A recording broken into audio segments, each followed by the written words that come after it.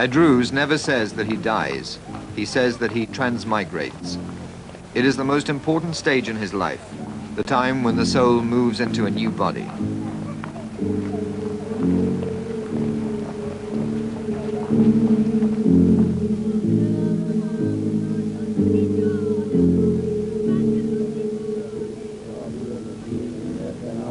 You have left me life, proclaims the celebrant, because reincarnation takes place immediately.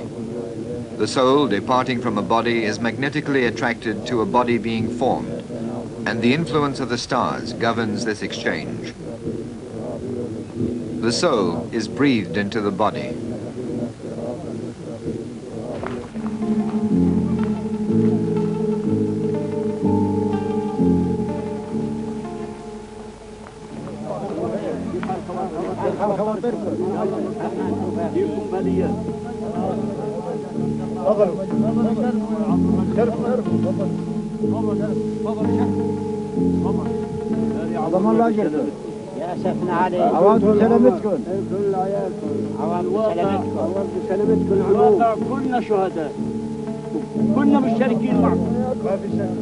The non-initiated are left in relative ignorance of revelation, but they are entitled to visit the tombs of patriarchs known in the Bible and the chief saints of early Christianity. The most important Druze sanctuary is in Galilee, the tomb of Jethro, the initiator of Moses.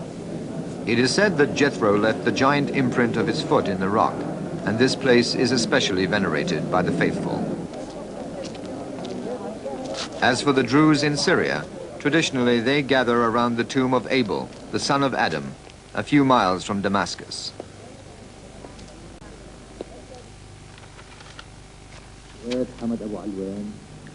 The Druze have their own courts to deal with community business, such as marriages, divorces, inheritance, and goods belonging to the community. It was Hamza himself who drafted the laws which are still in force today. When a Unitarian takes a sister Unitarian to be his bride, let him deem her his equal in every respect, he ordered. This code accords women a very liberal status. It prohibits polygamy and repudiation. On the other hand, divorce is relatively easy. Marriage to a non-Druze is punished by exclusion from the community.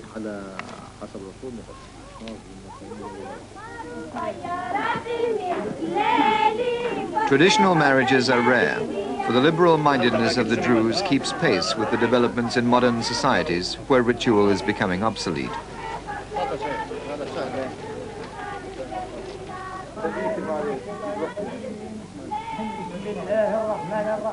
The bride's representative, his eyes darkened with kohl makeup, presents to the assembly of sages two symbols of the bride's free consent, the ring and the veil.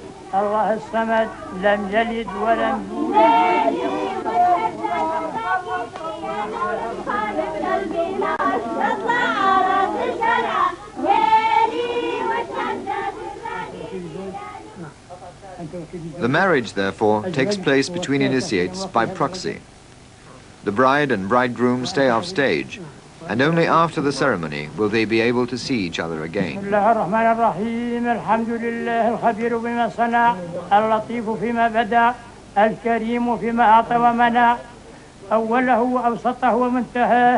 وهو هذا العقد المبارك يكون إن شاء الله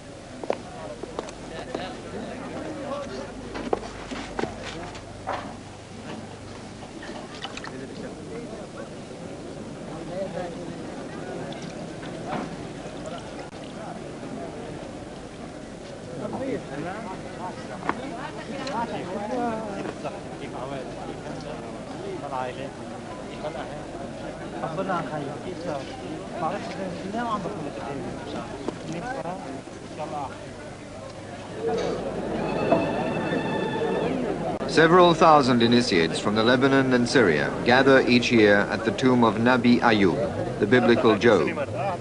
The water from the spring, said to have healed the wounds of the holy man, is still held in high esteem for its beneficent properties.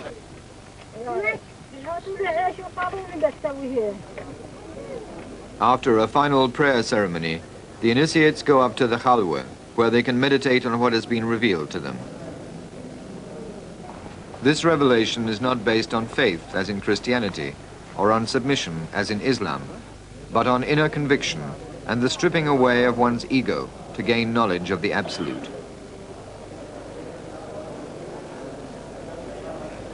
Traditionally, non-initiates are forbidden to set foot inside the Khalwa.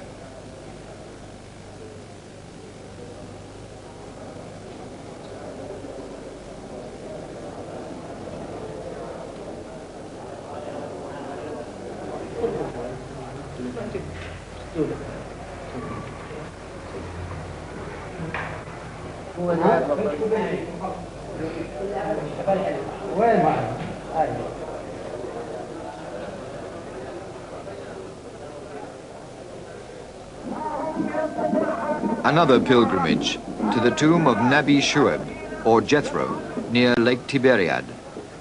The 40,000 Druze in Israel, isolated for a quarter of a century from their fellow believers in Syria and the Lebanon, have a tradition of gathering here every spring.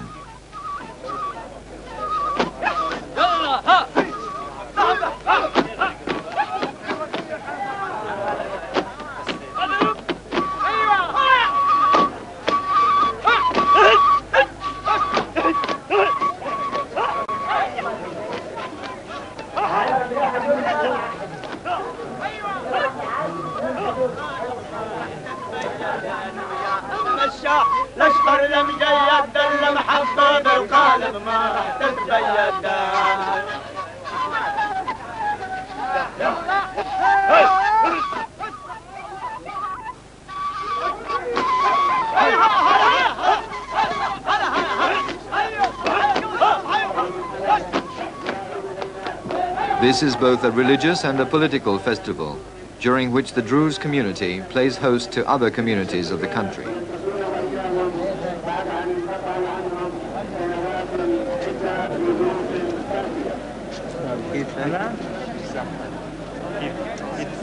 The triple embrace between initiates symbolizes the humility of superior towards inferior.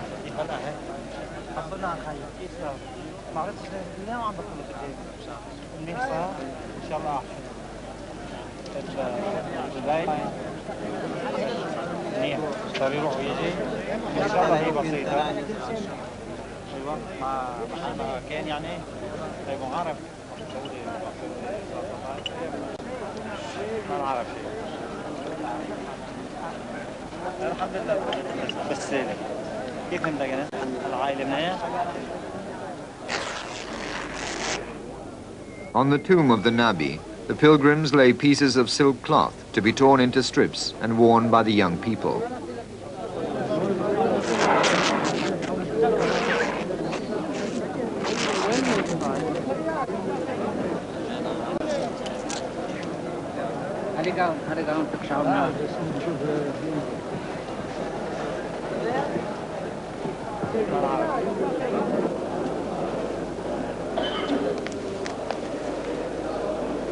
In Druze theology, Jethro is an important figure. To convey his will to man, God created the highest form of reason, through which he imparted a portion of his essence. With Pythagoras and Hamza, Jethro is one of the 7 incarnations of the highest form of reason. Their mission is to appear on earth to define truths whenever mankind needs guidance towards its true destiny.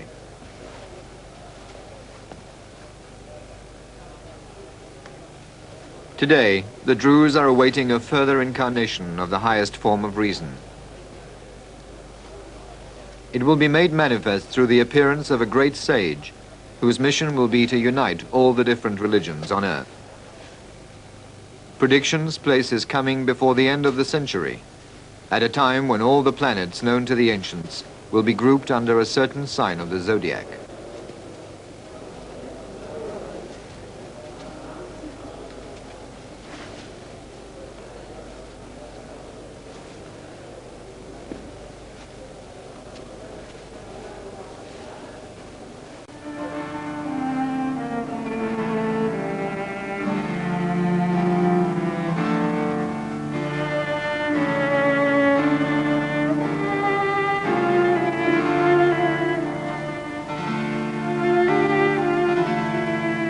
Ever since the time of Caliph al-Hakim, the integrity of Druze revelation has been so adamantly preserved that the Druze have been compared by the historian Arnold Toynbee to fossils living in a fortress.